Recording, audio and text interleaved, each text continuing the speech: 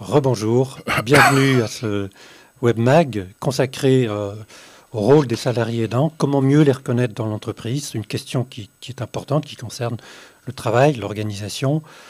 Alors les aidants sont de plus en plus nombreux. Ce sont ces personnes qui, tout en étant en activité, aident de manière médicale, mais aussi pour toutes sortes de besoins, déplacements, remplissage de papiers administratifs, beaucoup de choses, aident des amis ou encore la famille à être mieux. Mais ces personnes continuent à travailler, exercent une activité professionnelle, ce qui les entraîne dans des situations parfois complexes, difficiles. On sait qu'aujourd'hui, les besoins médico-sociaux sont larges. Notre population est vieillissante. Les services de santé ne peuvent pas pallier à toutes les difficultés. Donc souvent, ce sont des personnes comme ça, sur leur temps, sans être rémunérées, qui se consacrent à soigner des aînés, des amis, face à différentes maladies. Alors les problèmes sont nombreux pour ces aidants. D'abord une question de reconnaissance, et on parlera amplement en tout cas de ce manque de reconnaissance de ceci. Des questions aussi des difficultés majeures, confusion entre la vie personnelle et professionnelle. La vie professionnelle ne peut pas toujours offrir un support adéquat pour ceci. Il faut s'absenter. Il faut avoir une double tâche, il faut faire ça le soir, il faut se déplacer. Donc ça peut être très difficile pour ces aidants. Il y a aussi des choses très concrètes. Il peut s'agir de perte de revenus, on prend des vacances, on s'absente nous-mêmes pour faire face à ces difficultés. Donc c'est considérable, en tout cas c'est pas simple. C'est un problème de travail également, parce que dans les collectifs, il faut bien remplacer ces personnes. Donc la charge de travail des uns et des autres peut augmenter. Comment est-ce qu'on discute et on négocie ces questions? Donc on voit bien que c'est aussi pour nous, Réseau ARACT, quelque chose de fondamental, puisque les conditions de travail sont directement engagées par cette situation des aidants. Donc il fallait s'intéresser à ceci pour là aussi voir ce qui peut être fait.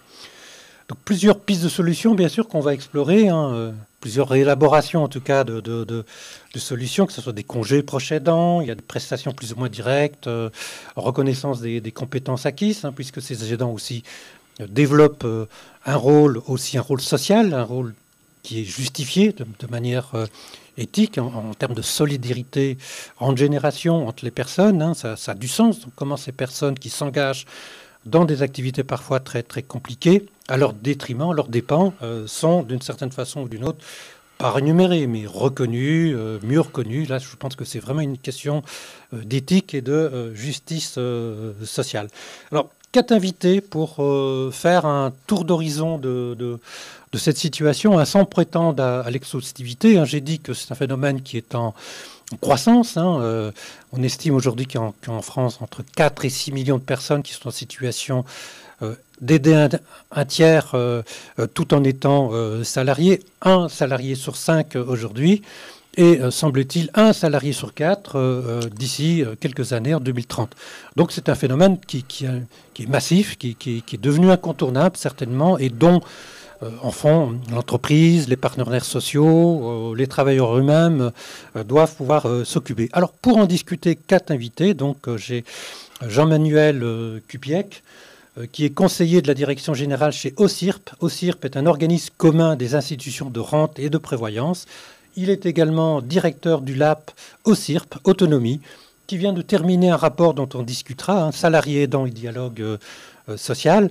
Il est aussi conférencier et analyste de la situation des aidants. Il intervient dans les médias, il intervient aussi à Métropole Ensemble. On verra tout à l'heure, c'est, je pense, la journée de Métropole Ensemble. Dans ce point de vue, ça tombe particulièrement qu'on puisse faire ce web magazine.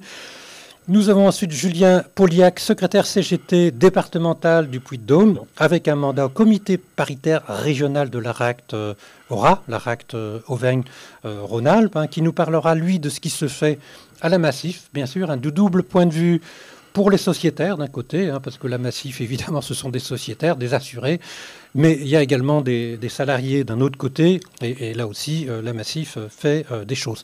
Il nous dira également les bonnes raisons qu'il y a pour les organisations syndicales à s'intéresser à ces questions qui se développent beaucoup par les temps qui courent. Ensuite, nous avons Antoine Lajoanie, qui est responsable adjoint Benefit and Wellbeing chez Sanofi, qui nous parlera là de l'expérience de Sanofi pour aider les aidants, comment envisager cette situation, comment favoriser l'inclusion de toutes et tous, hein, parce qu'il y a une chose que je n'ai pas évoquée, hein, c'est que les aidants sont souvent des aidantes. Hein, peut-être qu'on aura l'occasion de revenir là-dessus, parce que évidemment, là, il y a une question d'égalité professionnelle, que ce soit au travail ou hors travail. Enfin, nous aurons Stéphanie Lecaux, qui est chargée de mission à l'ARACT Aura, qui nous dira un peu ce que l'ARACT Aura fait, commence à faire sur les salariés aidants, et aussi nous racontera un peu qu'est-ce que peut, en termes d'offres de services, en termes d'action, que peut une ARACT, que peut l'ANACT à partir de son réseau, à partir bien sûr de sa capacité de faire dialoguer les acteurs, mais aussi de prendre en compte les situations de travail concrètes. Alors, je vais commencer tout de suite par Monsieur Kupiec. Hein, je voudrais lui poser une question toute simple, hein, pour essayer de rendre un peu vivant qui sont au fond les aidants, qu'est-ce que c'est, comment est-ce que, d'après son expérience, comment est-ce qu'on peut comprendre ça et comment vivent les aidants, leur situation d'aidant, justement. C'est un peu ça. C'est peut-être la base, hein, mais c'est peut-être le début, mais je trouve que ça a son importance. Merci Thierry. C'est compliqué, un aidant, c'est pas un aidant, il y a des aidants. Il y a des aidants parce que c'est quelque chose de... On est aidant d'une personne âgée, on est aidant d'une personne qui a eu des problèmes médicaux, on est aidant d'une personne en situation de handicap, et puis on est aussi aidant de personnes qui ont des maladies chroniques. Et vous voyez que la notion d'aidant est une notion multiple. Alors ça, c'est la première des choses qu'il faut retenir. La deuxième, c'est que les aidants, eh bien, c'est tous les âges. Alors c'est des jeunes, voire des mineurs, globalement 800 000, c'est-à-dire plutôt des juniors, et puis on a des seniors. Et s'il y a deux chiffres à retenir, c'est que l'aidant, quand il rentre dans les danses, il a 34 ans. Et la moyenne d'âge d'un aidant, c'est 44 ans. Et 62% de femmes, vous voyez. Donc c'est quelque chose de divers. Et puis quand on aide, c'est du temps long. Quand on aide, c'est en général 10 ans. Et donc vous voyez que être aidant, c'est quelque chose qui impacte largement sa vie professionnelle. Oui, je pense que c'est très intéressant de cette perspective. Les danses, c'est un second métier d'une certaine façon. C'est pas quelque chose de ponctuel. Très souvent, ça s'inscrit vraiment dans le temps. Et du côté, si j'allais maintenant du côté de la négociation collective, le rapport que vous venez de faire publier, Aidance et dialogue social, on avait parlé en préparant l'émission au fond, qu'est-ce qu'un accord idéal? Est-ce que de ce point de vue-là, qu'est-ce qu'on peut dire de ce que devrait contenir un accord, ou en tout cas des conditions qui permettent qu'un accord soit effectif? Parce que un accord peut effectivement être tout à fait généreux sur le papier, mais ne pas être suivi vraiment des faits. Ce qu'on vise plutôt, c'est bien sûr un accord effectif qui soit négocié entre les parties. Alors, ce qu'il faut voir, c'est qu'on a eu une émission hier, mais sur France Info avec Sarah Lemoine, c'est mon boulot. Vous pouvez la voir en replay sur justement... c'est justement sur les accords. On a vu qu'entre 2024 et 2025, on a eu beaucoup plus d'accords aujourd'hui qui ont été négociés. Donc ça, c'est déjà un point positif. La deuxième chose, c'est que les accords de branche sont plus nombreux aujourd'hui que les accords d'entreprise. Alors, les entreprises, c'est facile à faire parce que on réunit d'une certaine façon les organisations syndicales et la DRH, et ça, c'est somme toute facile. Un accord de branche, c'est beaucoup plus difficile parce qu'il va falloir réunir toute la branche là-dessus. Et on s'aperçoit que c'est beaucoup plus compliqué. C'est pas simple, c'est beaucoup plus compliqué parce qu'il faut donner du temps au temps. Et il y a, comme je disais, que c'est du temps long d'être aidant, c'est du temps long aussi les négociations. Donc je trouve que là, il y a beaucoup plus d'accords, il faut s'en réjouir, et je pense que c'est l'ouverture aujourd'hui de se dire, eh bien, vu qu'il y a des accords un peu innovants, moi je les appelais innovants, eh bien c'est une bonne chose parce que demain, certains vont se dire, ah ça c'est intéressant. Alors dans les accords innovants, il y en a... moi, j'ai la liste, hein, j'ai les accords, des bons accords de branche, aussi bien en branche qu'en entreprise. Ce que je trouve intéressant, alors, on a historiquement la sécurité sociale. Alors vous me dites, pourquoi la Sécu? La Sécu a fait un accord de branche pour ses propres salariés. Et on a aussi un accord sur les institutions de retraite et de prévoyance, celles dont on dépend à l'OCIRP, retraite et prévoyance. Et puis il y a d'autres accords qui sont arrivés qu'on n'avait pas vu venir, entre autres les concessionnaires d'autoroutes. Vous voyez, les autoroutes, c'est quand même un peu divisé entre tous ceux qui sont propriétaires des concessionnaires. Donc ils ont mis du temps à faire un accord. Et puis il y a les cimentiers. Alors les cimentiers, je trouve ça exceptionnel. J'ai dit vendredi dernier que c'était un accord béton. Bon, vous me direz, c'est facile à faire, hein. Mais les cimentiers, ils ont mis ça, et je trouve que c'est un accord exceptionnel parce que globalement, eh bien, ils ont mis tout ce qu'il fallait pour faire un accord. Et dans un accord, il faut 3 choses. La première chose, c'est quoi un aidant, au sens générique du thème. Un aidant est un diagnostic et un référent aidant. Ça, c'est le premier axe. Le deuxième axe, qui est important, c'est l'organisation du travail. Alors là, l'organisation du travail, vous allez dire, c'est assez divers. Oui, justement, l'organisation du travail. Et le troisième point, à mon avis, fondamental, c'est les aides financières, qui peuvent être légales ou extra-légales. Donc, quand vous avez un accord, pour moi, c'est 3 principes fondamentaux pour dire, s'il y a un accord innovant, il faut qu'il réponde à ça. Tout à fait. Monsieur Pauillac, de votre côté, chez la Massif, on reviendra peut-être sur les accords de façon plus précise, mais à la Massif, est-ce que, au fond, ces 3 modalités principales qu'on devrait retrouver dans un accord, est-ce qu'on les retrouve sous cette forme ou une autre? Ça peut être effectivement très, très différent, hein. Comment est-ce que ça s'est passé? Quel a été votre rôle, bien sûr, et qu'est-ce que cet accord apporte aux personnes, aux salariés? Alors déjà, je n'ai pas négocié l'accord, je ne suis pas salarié Massif. La Massif partage sa gouvernance avec les organisations syndicales. C'est à ce titre que je suis délégué de sociétaire. Mais on a l'accord des salariés Massif qui date de 2024, qui montre que effectivement il y a une évolution du nombre d'accords. La Massif, je vais venir sur l'accord, mais la Massif s'occupe de ce sujet-là depuis des années, aussi à l'égard de ses assurés, de ses sociétaires, parce que il peut y avoir des modalités de protection, de sensibilisation, de l'information et de l'accompagnement d'un assureur vis-à-vis de ses sociétaires. Mais effectivement, l'accord de 2024 qui concerne l'ensemble du groupe des salariés, du groupe de la Massif, a mis en place, par exemple, un compteur temps de 10 jours de congé une fois qu'on est reconnu salarié aidant en ayant emmené tous les justificatifs. C'est 10 jours qui sont fractionnables jusqu'à la demi-journée, ce qui permet de pouvoir s'absenter du poste de travail. Il y a aussi un paramètre sur la possibilité de plus télétravailler. Mais bon, ça peut avoir un écueil, c'est que on ne télétravaille pas bien et on s'occupe pas bien de la personne aidée en même temps. On a aussi un point sur l'accès favorisé au temps partiel. Et puis, il y a aussi des aides financières parce que c'est quand même une grosse entreprise qui peut se le permettre d'ailleurs. Et voilà, c'est peut-être pas donné à toutes les entreprises, des aides financières sur des frais de transport, des frais d'hébergement quand il y a la personne aidée est hospitalisée. Voilà, tout ça fait suite quand même à des années de travail avec précédemment, les années précédentes, des accords sur le handicap. Il y avait eu un accord sur le don de congé. C'est des pratiques qui se font aussi. Les salariés acceptent de mettre 3-4 jours de congé dans un pot. Parfois, la direction abonde. Si on met 5 jours, la direction peut en mettre un, qui peut permettre à des salariés en situation d'aidance de se libérer du travail. Voilà. Après, il y a quand même la continuité professionnelle aussi, avec le déroulement de carrière qui doit rentrer en ligne de compte, la non-discrimination.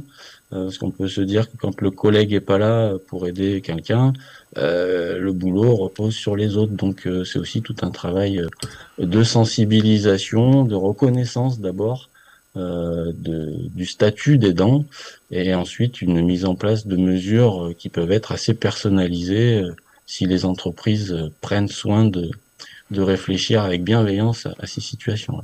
Oui, merci.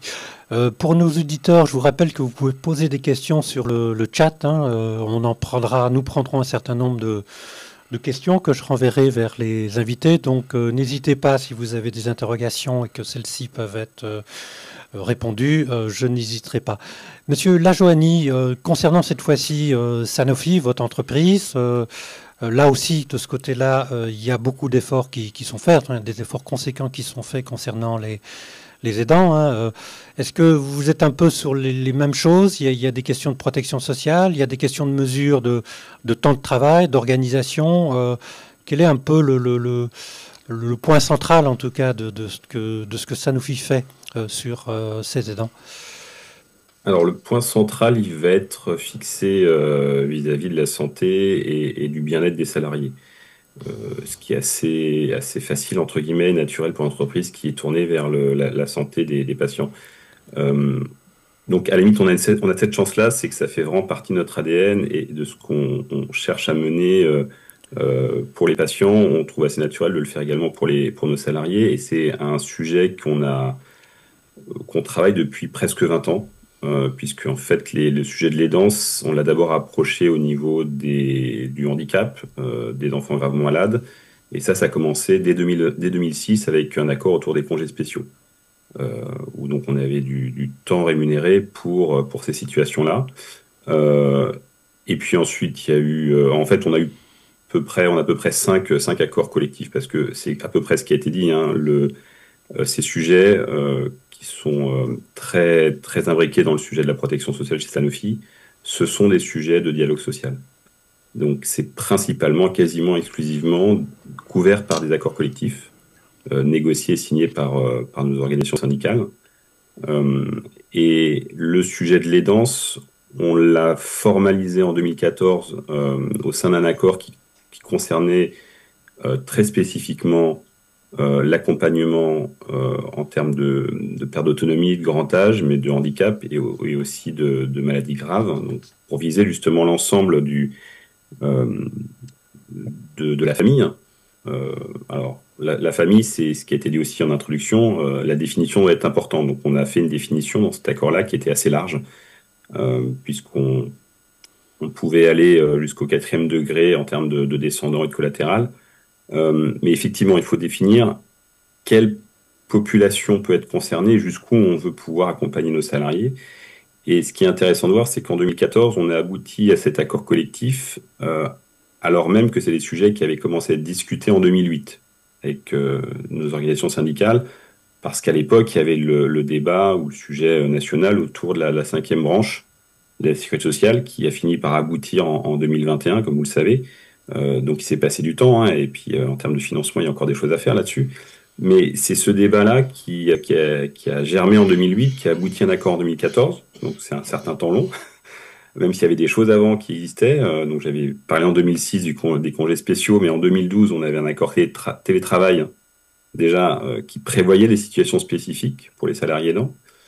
Et donc dans cet accord de 2014, on l'a structuré autour de 3 axes. Alors, je ne sais pas s'il répond exactement à ce que M. Kupiec a énoncé, mais on a l'axe évidemment financier, où là il y a une batterie d'aides auquel s'ajoute également un fonds social et une assurance dépendance. Donc c'est aussi une vision à long terme pour les salariés eux-mêmes, pour éviter de faire peser sur leurs proches ou sur leurs enfants des prises en charge lourdes lorsque eux deviendront dépendants. Ensuite, il y avait tout un axe autour de l'organisation du temps de travail. Donc, on a revu les dispositions qui existaient à ce niveau-là, et puis on a rajouté la question des dons de jour. Donc, les dons de jour, comme M. Poyek l'a indiqué, c'est effectivement sur base de volontariat. Donc, c'est de la solidarité au sein des salariés. Dans notre accord, une personne qui se retrouve à ne plus avoir de jours de congé et qui a ce besoin de temps pour accompagner un proche, peut faire appel à la solidarité de manière renouvelée. Alors, c'est limité, mais au total, la personne peut recevoir jusqu'à 150 jours. 150 jours où il n'y aura pas de perte de salaire et du temps à prévoir pour son ou ses proches. Et le troisième axe, c'est celui de l'organisation. Ça rejoint un peu l'organisation du travail, mais lorsque ça tombe sur un aidant, la situation de prendre en charge un proche, on est désemparé, on sait pas vers qui ou quoi se diriger en termes d'organisme. On ne connaît pas du tout ces sujets-là. Et donc, on a mis en place une plateforme d'accompagnement pour pouvoir justement alléger la démarche et optimiser un petit peu pour les salariés et dans ce sujet-là. Et c'est des choses qui doivent vivre parce que finalement, c'est un sujet qui est devenu, comme ça a été dit, de plus en plus prégnant au niveau de la société. Donc, les offres de prestataires autour de ces sujets-là s'est amélioré. Donc, on a revu ça avec les partenaires sociaux en 2022. Donc, on a revisité nos dispositifs et aujourd'hui, la plateforme d'accompagnement, c'est plutôt une plateforme qu'on appelle le Care Manager. C'est-à-dire vous avez une situation d'aidance qui vous tombe dessus, vous pouvez vous adresser à un spécialiste qui va vous mettre en place un plan d'action. Vous sourcez soit les personnes pour de l'aide à domicile, soit les matériels, les médicalisés ou autres nécessaires. Et donc vous dégagez la charge mentale, vous dégagez du stress parce que en fait vous serez réconforté sur les bonnes démarches à faire. Donc voilà, c'est ces différents éléments-là et ça continue. Mais vous avez indiqué, Monsieur Rousseau, la question de l'inclusion et c'est bien ça. J'ai indiqué que ça commençait par le handicap. Ça a été rappelé que les femmes sont les plus présentes en termes des salariés aidants, de la population de salariés aidants. Et on travaille aussi sur l'équité salariale et typiquement on sait que c'est un sujet où on doit intervenir pour équilibrer un petit peu les enjeux. Alors je suis désolé, je suis un petit peu long. On a heureusement, malheureusement, je sais pas beaucoup de choses à apporter à nos salariés. Et il y a un dernier élément parce qu'il fait également écho à ce que Monsieur Cupiec a indiqué, les maladies chroniques. On a un dispositif qui s'appelle Cancer et Travail, Agir Ensemble, pour accompagner les salariés touchés par la maladie. Alors ça va au-delà du cancer, hein, c'est les cancers, maladies redoutées. Et donc c'est pour accompagner nos salariés qui sont touchés par la maladie, directement ou indirectement. Donc ça peut être des managers qui ont dans leur équipe des personnes touchées par le cancer, ou des salariés pour qui c'est des proches touchés par le cancer. Et dans ce cas-là, on revient au statut d'aidant. Et donc, cette initiative-là, qui est mondiale pour le coup, mais qui est née en France en 2017, il y a une vraie question sur la culture managériale. C'est non seulement il faut accompagner nos salariés, mais il faut aussi changer la culture au sein de l'entreprise pour considérer que c'est normal de faire coexister ces situations-là et qu'il n'y a pas lieu de simplement dire très bien, je te donne du temps, je te donne de l'argent, mais pour le reste, tu comprendras que tu représentes plutôt un poids pour l'équipe ou pour l'organisation.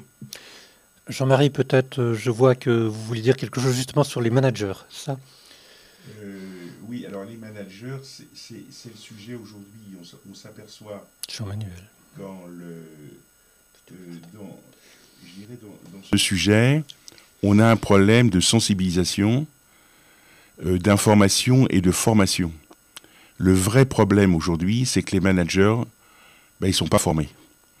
Et que ce sujet-là ferait en sorte qu'il y ait moins d'absentéisme et de présentéisme dans les entreprises par rapport à ça. Et donc, on a un sujet qui n'est pas traité sur les managers. La deuxième chose que je voudrais vous dire, c'est que être aidant, ça répond à 3 choses. Être aidant, c'est un double déni, et après, il y a un tabou. Double déni de la part de l'aidant. Moi, je ne me reconnais pas comme aidant vis-à-vis du tiers que je vais aider, quel que soit le tiers. Je ne me reconnais pas comme aidant vis-à-vis de mon entreprise. Est-ce que je vais lui dire, et malheureusement, c'est qu'à 34%, l'aidant se déclare auprès de son employeur. 34%. C'est le chiffre aujourd'hui 2025. Et de l'autre côté, c'est le tabou de l'entreprise. C'est-à-dire que l'entreprise se dit, oui, mais ce sujet-là, comment je concilie vie privée, vie professionnelle? Et comment je fais ça? Ce sujet-là, il est majeur. Le blocage, il est aujourd'hui entre ce double déni et ce tabou de l'entreprise. Et puis, la deuxième chose que je voulais dire, c'est que dans les aidants, 34%, mais 55% qui sont solos, c'est-à-dire qui sont tout seuls à aider une autre personne. Et donc ça, c'est quand même des chiffres majeurs qu'on voit aujourd'hui. Oui. Je vais donner la parole maintenant à ma collègue Stéphanie Lecaux, qui va rejoindre cette question autour du management, de la formation de ceux-ci. Qu'est-ce qu'on fait vraiment sur le terrain? Je pense que Tout à l'heure, en aparté, Jean-Manuel, vous me disiez que l'ANAC n'intervenait peut-être pas suffisamment, n'était pas suffisamment visible sur cette question. Néanmoins, nous sommes convaincus que nous avons un rôle à jouer. Et au fond, qu'est-ce que c'est ce rôle-là? Nous sommes les spécialistes du travail, les spécialistes du dialogue social. Je pense que c'est autour de ces deux dimensions que nous avons à intervenir plus particulièrement. Effectivement, c'est peut-être... alors, quand il y a des accords qui sont négociés dans les entreprises, on l'a dit, il n'y en a pas dans toutes les entreprises, mais c'est comment, du coup, ça se traduit concrètement, cette problématique-là, pour les managers, comment ils l'abordent.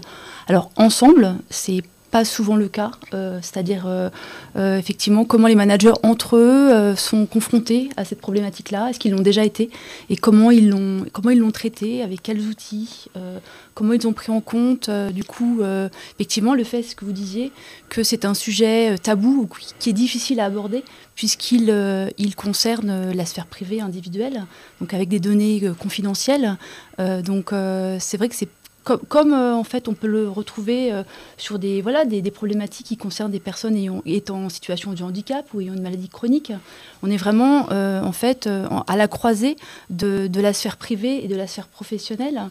Donc c'est vrai qu'il y a, et au-delà des formations pour les managers, il y a aussi des actions de sensibilisation en fait à mettre en place au sein des entreprises pour faciliter ce dialogue sur ces sujets qui sont compliqués à aborder et trouver du coup la bonne maille en fait pour pouvoir réfléchir avec la personne concernée mais aussi avec l'équipe de travail, eh bien ce qu'il est possible d'aborder, de discuter et notamment le mettant en lien avec l'organisation du travail, les impacts que ça peut avoir sur la charge de travail, celle de l'aidant, mais aussi celle de l'équipe. Dans la durée également, comment ça évolue, puisque effectivement, on sait bien que ces questions de charge ou de réorganisation, elles sont à évoquer régulièrement en fonction de l'état de la personne qui est accompagnée et de la santé même de l'aidant, en fait, qui accompagne cette personne accompagnée, puisqu'il peut être lui-même, du coup, entre guillemets, victime d'usure professionnelle. Donc voilà, il y a énormément de questions en fait à aborder au sein d'une équipe par le manager, mais effectivement, on peut le comprendre, c'est pas une situation, c'est une situation qui reste délicate en fait, et pour cela, voilà, il y a besoin effectivement peut-être de les outiller et de les aider à bien poser les choses pour que effectivement il y ait on l'a dit tout à l'heure, une équité aussi, une équité, une justice en fait. Entre les arrangements entre guillemets qui pourraient donner à cette personne qui est en situation délicate, mais aussi le restant de son équipe. Oui, alors je voulais réagir, je pense. J'ai une personne qui me demande, et c'est pour vous, quel type de contenu pourrait sembler opportun en termes de management, parce qu'on comprend bien que le manager, c'est au fond la pierre angulaire sur le terrain qui gère les aidants.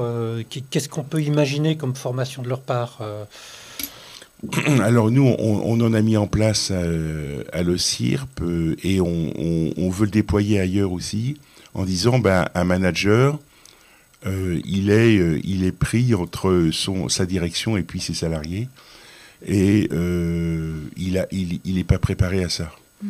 Faut le dire. Donc il faut les former. D'ailleurs, un sujet qui est très, très réaliste, une personne aidante, elle informe qui? Son collègue, pas son manager, pas le DRH, pas la direction générale. Ça veut dire que on voit bien qu'on est dans une sphère un peu intime des collègues de travail, mais on va pas en parler à son manager.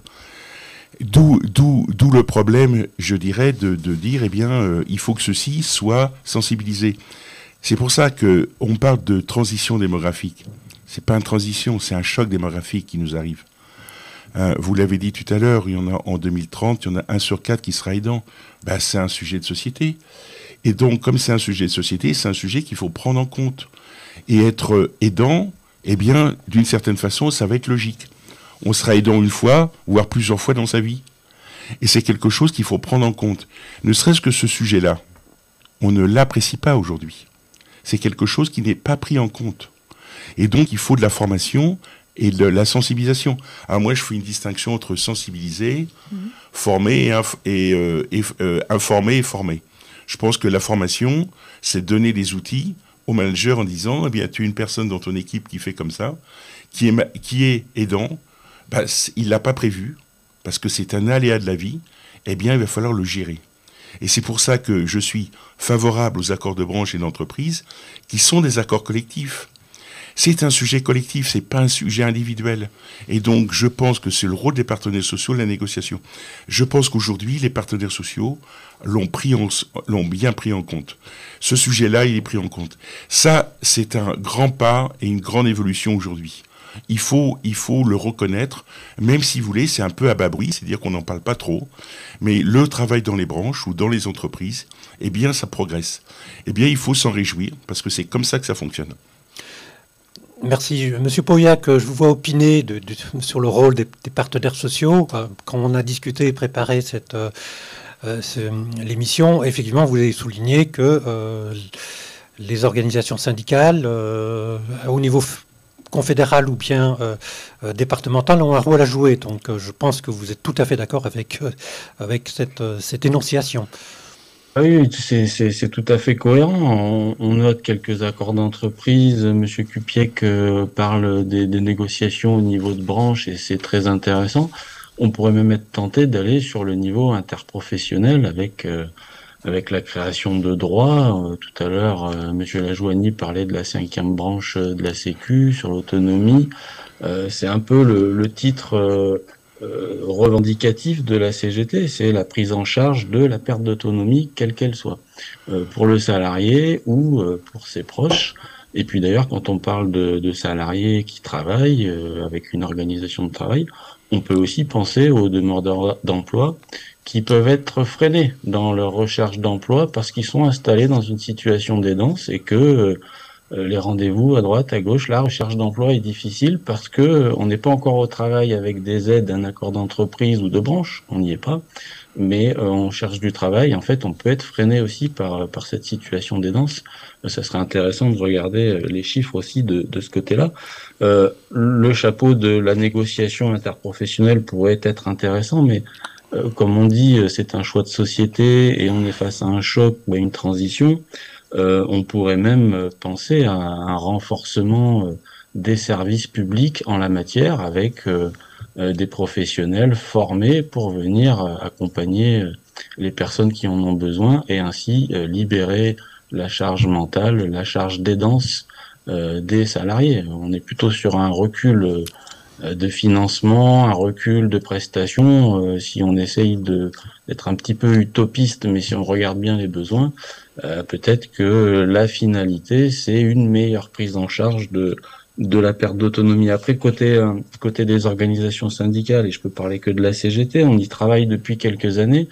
La difficulté étant que ce dossier reste malheureusement en dessous de la pile, vu le nombre de sujets revendicatifs ou qui font naître les conflits sociaux à l'entreprise, dans la branche ou plus haut.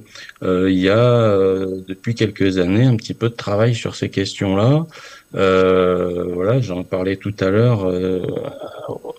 On voit l'immédiat, il faut pouvoir se libérer du temps, il faut avoir un petit peu de moyens, mais il y a le déroulement de carrière, il y a la continuité de la formation professionnelle, il y a le droit au répit, voilà, donc le temps de travail, l'organisation de travail. On va s'attacher dans les syndicats, dans les organisations syndicales à y travailler un petit peu plus, mais encore une fois, c'est un sujet parmi tant d'autres. Et s'il y avait, je reboucle là-dessus, s'il y avait une négociation interprofessionnelle qui faisait naître de nouveaux droits, et il y en a qui existent déjà un peu, s'il y avait des nouveaux droits, on serait moins contraint d'avoir à négocier accord de branche, accord d'entreprise. Voilà ce que je peux en dire tout de suite. Jean-Manuel, peut-être une réponse sur cette question-là? Je vous vois avoir envie de répondre. Oui, j'ai envie de répondre, parce que ce que vous êtes en train de dire, c'est que vous avez envie de faire un allié aidant. D'une certaine façon, c'est de dire, eh bien, pourquoi n'allons pas plus loin là-dessus pour faire en sorte d'avoir un truc interpro sur les aidants. Alors ça c'est novateur, là pour le coup c'est novateur. Je rappelle quand même qu'on n'a pas de définition de l'aidant et que la société aujourd'hui ne définit pas les aidants. Donc faire un allié aidant, ça serait vraiment une vraie progression vis-à-vis de tout le monde. Et pour répondre justement à ce choc démographique, moi je suis tout à fait favorable à ça. Oui, justement sur cette question, sur la façon dont on peut reconnaître les salariés aidants, c'est vrai que la question de la définition, on ne sait pas bien. En tout cas, c'est une question d'un internaute. Comment est-ce qu'on peut avancer? Je ne sais pas, Monsieur Lajoanné, là-dessus. Est-ce que vous avez une façon de définir, au fond, qui est éligible pour être salarié aidant et bénéficier d'un certain nombre de mesures organisationnelles, financières, de temps de travail? Est-ce que de ce point de vue-là, vous y avez réfléchi de votre côté? Est-ce que c'est contenu dans un accord? Est-ce que, au fond, on arrive à une définition d'un salarié aidant, en sachant bien sûr que là, on est sur des questions quand même qui ne sont pas tranchées au couteau, hein. On est dans des zones de gris, puisque on est toujours l'aidant de quelqu'un, hein. On porte soin très souvent aux autres. Mais là, il y a quelque chose de plus, en tout cas, qui font qu'on peut devenir un salarié dit aidant. Alors, il n'y a pas de définition, on n'a pas une définition unique, elle dépend des dispositifs. Je reviens à ce qui a été dit par Madame Lecaux, je crois, c'est ce côté tabou, mais le fait que les aidants ne se déclarent pas, mais surtout des fois ne se considèrent pas comme aidants. Et ça, c'est pas une surprise, mais en tout cas quelque chose auquel on s'est un petit peu heurté. Lorsqu'on a voulu sonder nos salariés pour comprendre un petit peu comment on devait faire évoluer nos dispositifs, qu'est-ce qui pourrait répondre le mieux aux besoins collectifs, et on s'est rendu compte qu'il fallait déjà presque leur faire prendre conscience de qu'est-ce que c'est qu'un aidant, qu'est-ce que ça peut recouvrir, la définition d'un aidant, et est-ce qu'eux se voyaient comme aidants ou pas. Donc il y a déjà ce niveau-là, hein. C'est une prise de conscience des salariés eux-mêmes, de leur situation, de leur rôle. Ensuite, dans les dispositifs, comme je vous l'expliquais tout à l'heure, on va avoir une définition parfois très large de ce que peut être un aidant. Quand je dis très large, c'est-à-dire au niveau des personnes qui peuvent être accompagnées, parce qu'on considère que le dispositif qu'on met en place permet d'avoir une base aussi élargie. Donc là, je prenais juste l'accordon de jour sous les yeux, et on parlait des conjoints, concubins, partenaires liés par un pacte civil de solidarité, ascendant, descendant, enfant au sens de l'article 512.1 du Code de la Sécu, collatéral jusqu'au 4e degré, ascendant, descendant ou collatéral jusqu'au 4e degré de son conjoint, concubin, partenaire de pacte. Donc là, on essaie d'être assez large, et c'est dans le cadre d'un accord. On a une autre initiative qui est pas mis en place par accord collectif, qui est une initiative monde. Donc là, c'est une politique d'entreprise, une politique RH d'entreprise. On la définit, on définit le cadre et on demande aux sociétés dans les différents pays de la mettre en œuvre. Et on l'a fait par exemple justement dans le cadre de cancer à travail, en disant, en plus des différents dispositifs existants, concernant les salariés atteints par la maladie, on voulait que les aidants puissent avoir droit à un congé de 1 jusqu'à 12 mois, si besoin, alors non rémunéré pour le coup. Ça, c'était dans la politique groupe. Rien n'empêchait les pays d'aller rémunérer tout ou partie de ce congé, mais ça protégeait aussi l'emploi. Et dans ce cadre-là, on avait un peu plus restreint à la famille nucléaire, on va dire, ascendant, descendant direct, le cadre de l'aidant. Donc, j'aurais tendance à dire, faut peut-être pas être trop rigide. C'est une très bonne chose d'avoir des accords, même de branche, au niveau de l'industrie, la branche de l'industrie pharmaceutique. On en a mis il y en a un qui a été signé en ce début d'année, hein, et on en est très fiers. Pour autant, il faut que ça puisse apporter aux entreprises qui sont peut-être trop petites pour facilement structurer et avancer sur ce chemin-là. Mais il ne faut pas que ça soit non plus des freins. Donc, toutes les étapes sont bonnes, hein.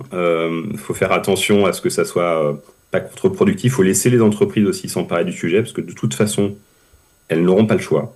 Elles n'ont pas le choix. Je pense qu'on est vraiment sur une question alors sociétale, hein, comme ça a été dit, mais on parle constamment de culture d'entreprise, comment on fédère les salariés, comment on les oriente vers un même but, comment on est performant, si on veut être vraiment sur l'axe purement purement business et pas humain, finalement, cette performance-là, on l'obtient aussi avec un vivre ensemble et une cohésion.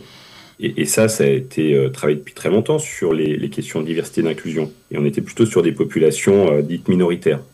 On arrivait à le faire sur ces populations minoritaires. Ça serait dommage qu'on n'arrive pas à le faire sur ces populations qui finalement sont plutôt majoritaires, ou en tout cas qui sont vouées à augmenter. Et donc, je reboucle sur le point de la formation. Il y a cette question d'information et de donner les outils. Je vous rejoins complètement. Il y a aussi la question de cette formation, quelle position on lui donne dans l'entreprise. Je reviens encore sur notre initiative Cancer et Travail. On vient de rendre obligatoire et de proposer de rendre obligatoire à tous les salariés dans le groupe une formation autour de ce thème-là.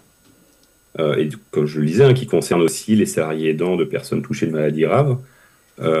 Et les formations obligatoires font que si vous ne la suivez pas, vous pouvez, pour les gens éligibles à un bonus, perdre votre bonus. Donc c'est quelque chose d'assez impactant.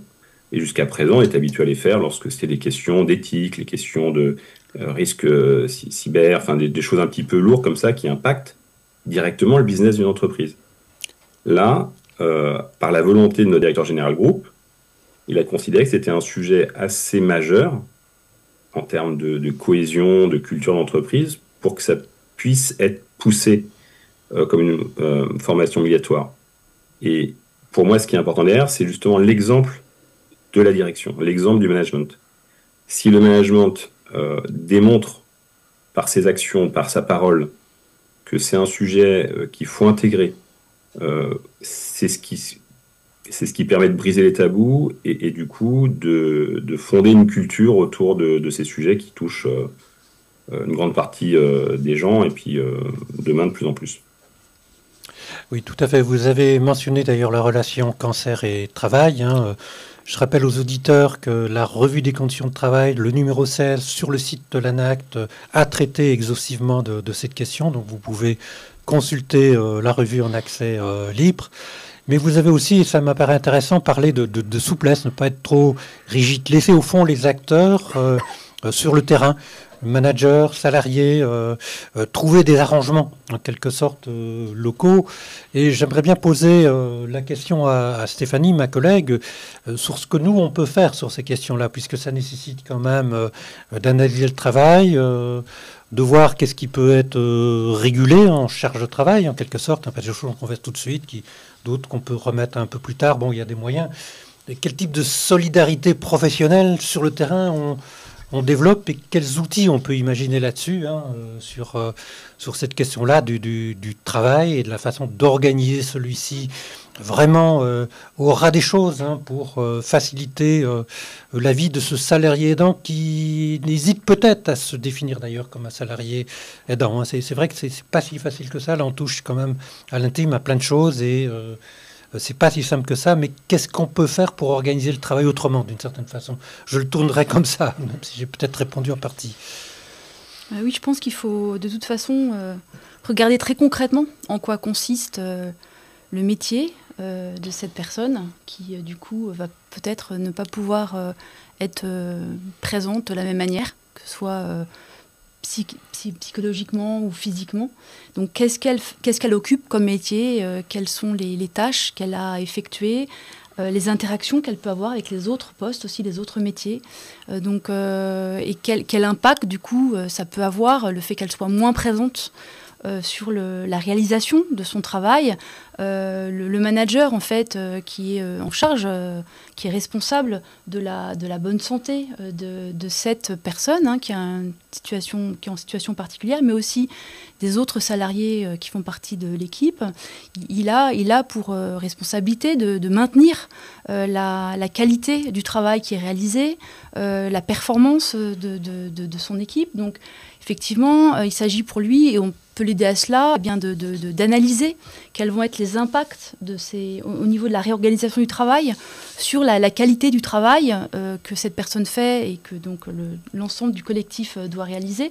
Donc peut-être voir les priorités par rapport à cette personne, les projets qui sont en cours, quels sont ceux qui peuvent être décalés, quels sont ceux qui doivent être maintenus, du coup comment à nous répartir autrement en fait les niveaux de responsabilité. Donc voilà, et donc ces sujets-là doivent à un moment donné pouvoir être aussi discutés avec justement l'ensemble de ces acteurs qui sont impliqués pour qu'ils ne subissent pas du coup ces choix qui peuvent être faits pour soutenir pour soutenir une personne qui est en situation difficile en fait. Donc voilà, c'est vraiment analyser le travail tel qu'il doit être réalisé et puis du coup quelles conséquences ça peut avoir pour à court, moyen et long terme justement pour maintenir un travail de qualité et une performance qui doit être quand même au rendez-vous aussi bien sûr au sein de l'entreprise. Oui, tout ce qu'on dit sur les espaces de discussion du travail, la libération de la parole est très importante. Bien sûr, voilà, c'est ça, c'est effectivement pouvoir discuter de cela. Alors comme on l'a dit, avec certaines règles à poser, il ne s'agit pas d'évoquer des données trop confidentielles, mais vraiment de faire la part des choses entre ce qui peut être abordé sur le sujet du travail. Donc effectivement, lors de temps d'échange, qu'on peut appeler effectivement des espaces de discussion sur le travail, où il s'agit d'analyser les problématiques que ça va pouvoir poser et du coup d'identifier des pistes d'action qui peuvent être proposées et peut-être tester sur une durée qui a déterminé et où de cette durée-là, bien revoir effectivement ce que cela produit, les enseignements qu'on en tire, pour pouvoir trouver d'autres ajustements, ou soit revenir à une situation entre guillemets normale, si je peux utiliser ce mot-là, voire effectivement trouver d'autres solutions à moyen long terme. Jean-Manuel, une petite réponse, un commentaire. Oui, un sujet qu'on n'évoque pas, c'est que dans un aidant, il est non professionnel. C'est-à-dire qu'il n'est pas là pour se substituer aux aidants professionnels. Et là, de temps en temps, il y a un peu des dérives en disant je vais m'occuper, je vais aller plus loin, y compris sur des soins médicaux. Donc ça c'est déjà un point qu'il faut noter. La deuxième chose, c'est que dans la relation au travail, un sujet qui n'a pas été évoqué, c'est le référent aidant. Dans les accords, on parle de référent aidant. Vous savez, c'est un peu ce tiers de confiance qui va être entre l'entreprise qui a des compétences, et qui va être un peu le lien avec ce salarié qui dit comment je vais m'en sortir. Nous, on a considéré à l'OCIRP qu'il fallait des référents aidants à 50 salariés dans l'entreprise. Vous savez, les référents aidants, ça existe dans le monde du handicap à partir de 250 salariés. Le seuil est beaucoup trop haut, il faut baisser ce seuil et avoir des référents aidants dans l'entreprise qui ont des compétences sur ce sujet. Et ça, à mon avis, c'est un point important. Parce que ça va permettre, vous le disiez fort justement, de libérer la parole. Et puis, d'une certaine façon aussi, être aidant, il ne faut pas le discriminer. C'est pas parce que je suis aidant que je vais discriminer dans le cadre du travail, aussi bien vis-à-vis de ses salariés, de ses collègues, mais aussi dans sa carrière, et dans sa carrière professionnelle. Et donc, ce sont des sujets qui ne sont pas forcément pris en compte dans les accords aujourd'hui. Vous savez, les accords, moi je suis tout à fait favorable aux accords de branche et d'entreprise, mais ces sujets de non-discrimination ne sont pas forcément complètement, je dirais, à noter, en tout cas précisés. Et ça, c'est un point aussi important. Oui, j'ai d'ailleurs un témoignage d'une personne qui dit qu'elle a une fille handicapée et qu'elle a perdu son poste parce que son responsable ne considérait pas sa situation de façon positive. Donc il y a encore des situations comme ça. Être aidant, c'est aussi s'exposer à des pertes de salaire, à avancer moins vite, voire à une situation comme celle-là, de perte de poste, qui est peut-être le pire qu'on puisse vivre. Non seulement on ne vous aide pas, mais on vous indique que la porte de sortie et des situations comme ça arrivent encore malheureusement. D'où l'intérêt en tout cas de traiter collectivement cette question-là, d'avoir une mobilisation des partenaires sociaux. Une autre question que j'ai peut-être pour vous encore, Jean-Manuel, je rappelle que vous avez fait paraître un rapport salarié aidant et dialogue social. J'engage les auditeurs à télécharger celui-ci sur le site de l'OCIRP. On a parlé évidemment de situations où il y a un accord, mais quand il n'y a pas d'accord, qu'est-ce qu'on peut faire et vers quelles ressources? Et ce sont des questions qui sont posées par plusieurs internautes. Qu'est-ce qu'on peut faire en l'absence d'accord? Est-ce qu'il y a des aides financières? Vers quelle institution se tourner? Est-ce qu'il faut se tourner vers des médecins? Est-ce qu'il y a des choses quand même à faire pour aider les aidants à remplir leur rôle? Alors, si on est dans le cadre de l'entreprise et on parle de salariés aidants dans le cadre de l'entreprise, bah, c'est le rôle des partenaires sociaux. Je suis désolé. Mais c'est soit la branche qui le fait, soit c'est l'entreprise avec ses partenaires sociaux. C'est à eux de mettre en place des accords aidants. Et ça, c'est essentiel. Alors, on peut dire, bon, il est à minima, il n'est pas il n'est pas idéal, mais il existe. Je pense que c'est leur rôle et que ce sujet-là, c'est un sujet de dialogue social.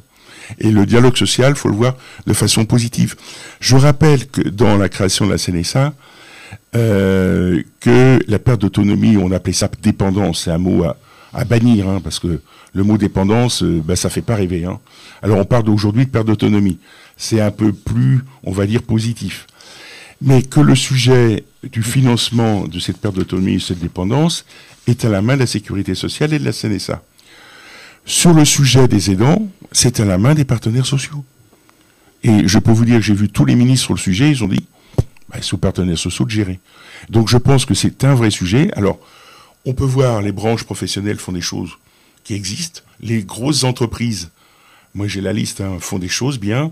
Il faut que progressivement, et c'est le rôle des branches, de dire, mais quand c'est des TPE et des PME, c'est à la branche de faire. Donc la réponse, c'est la branche.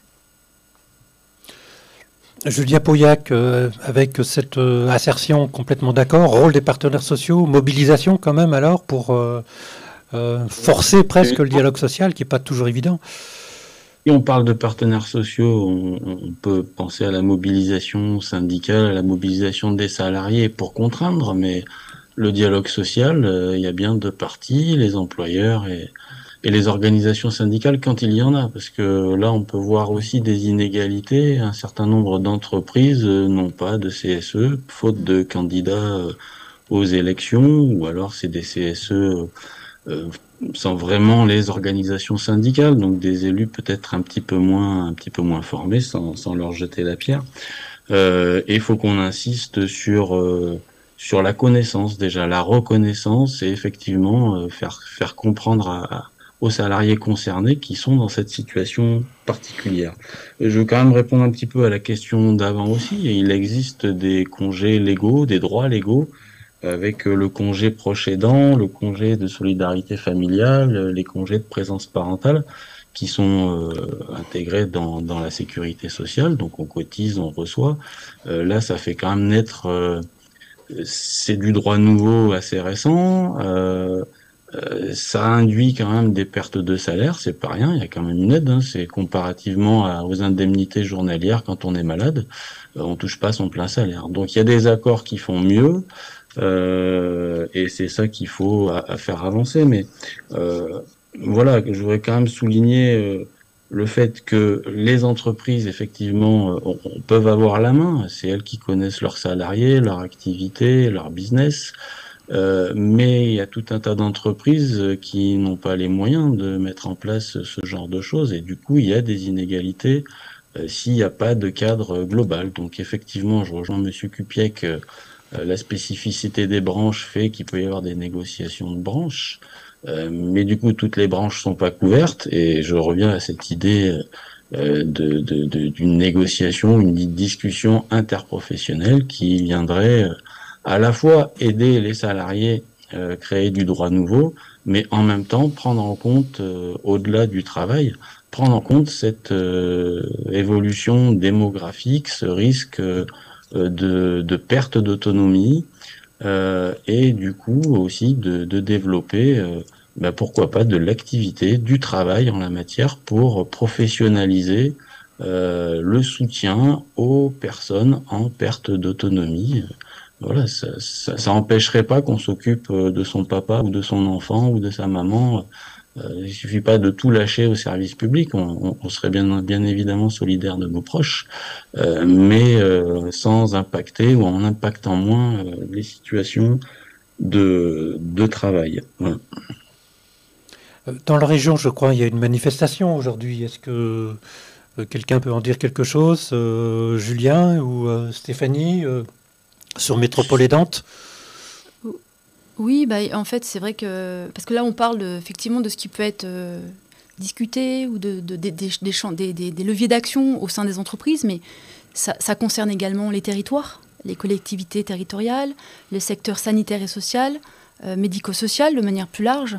Donc en Auvergne-Rhône-Alpes, effectivement, dans la métropole, il y a ce qu'on appelle la métropole aidante, qui existe maintenant depuis quelques années et qui en fait regroupe à peu près 200 partenaires qui du coup ont pour à cœur et pour rôle d'essayer de répertorier les proches aidants. Alors ils sont soit actifs, soit non actifs, hein, mais de les répertorier et de leur apporter en fait une aide, un appui, notamment en les orientant justement, parce qu'on a vu il y a énormément en fait de dispositifs, énormément de partenaires, donc c'est difficile parfois de pouvoir s'y retrouver.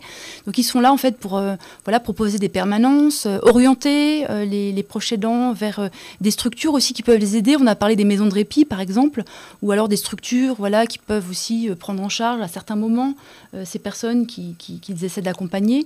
Donc voilà, il y a aussi des structures, entre guillemets, relais sur les territoires qui peuvent appuyer ou soutenir ces proches aidants. Je voulais aussi évoquer un autre sujet. Il y a aussi tous les professionnels de l'aide à domicile et du soin qui en fait donc interviennent au domicile pour soutenir et accompagner les personnes accompagnées et qui parfois et encore insuffisamment travaillent cette relation avec les proches aidants de manière collective au sein de leur structure. Et c'est aussi parfois une charge ou une complexité que les proches aidants ont à gérer, accepter que des intervenants professionnels viennent s'occuper de leurs parents, de leurs enfants, et en profiter justement pour prendre du temps pour eux, pour lâcher un petit peu prise.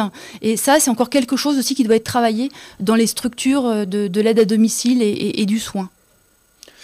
Alors, une question qui vient et qui, je pense, est importante, celle de la discrimination selon le genre.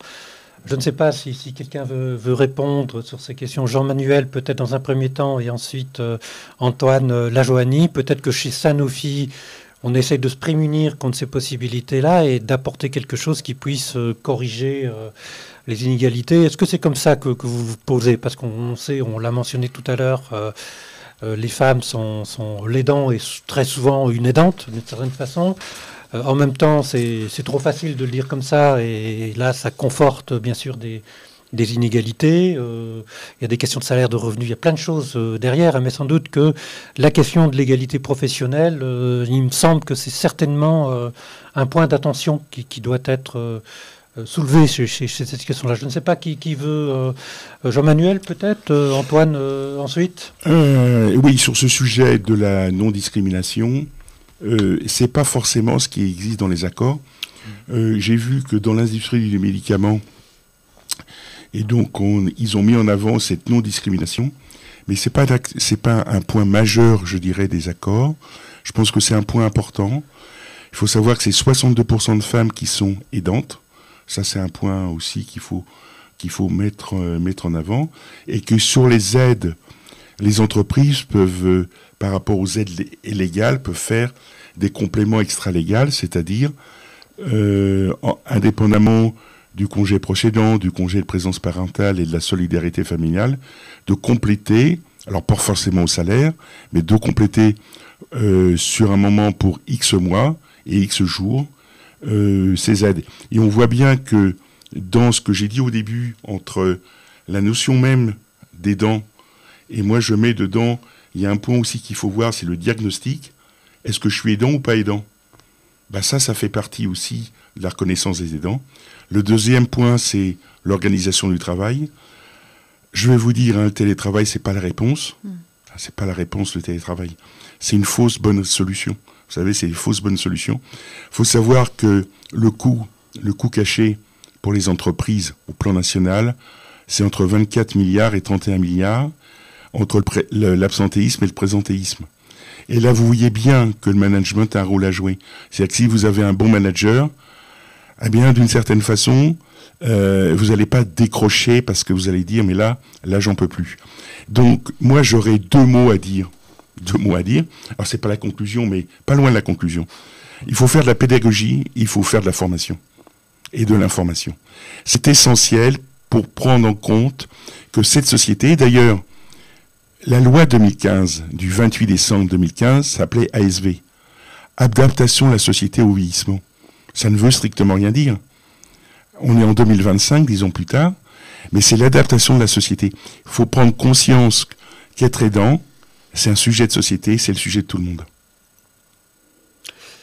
Antoine, est-ce que chez Sanofi, cette question-là s'est posée? Bon, la question de l'égalité professionnelle. Et là, ce qu'il vient de dire est intéressant pour nous, ANACT, parce qu'au fond, est-ce que c'est à l'homme à s'adapter au travail ou est-ce que c'est au travail à s'adapter à l'homme? C'est un peu un mot d'ordre de l'ergonomie, des sciences du travail, évidemment. Nous militons en faveur d'une adaptation du travail aux spécificités des personnes, à ce qu'elles peuvent faire, à ce qu'elles peuvent donner également. Est-ce que ce débat-là, il trouve un écho chez Sanofi? On terminera peut-être ensuite par Julien, si vous voulez dire un petit mot de fin. Et on terminera rapidement parce que je vois l'heure passer. Et on a déjà dépassé l'heure, mais on a 2-3 petites minutes encore. Réponse rapide, s'il vous plaît. Très bien. Alors, sur la première question qui était celle de l'inclusion, enfin de la discrimination et de la part prépondérante des femmes, ça a été dit dans l'accord du LEM des industries des médicaments.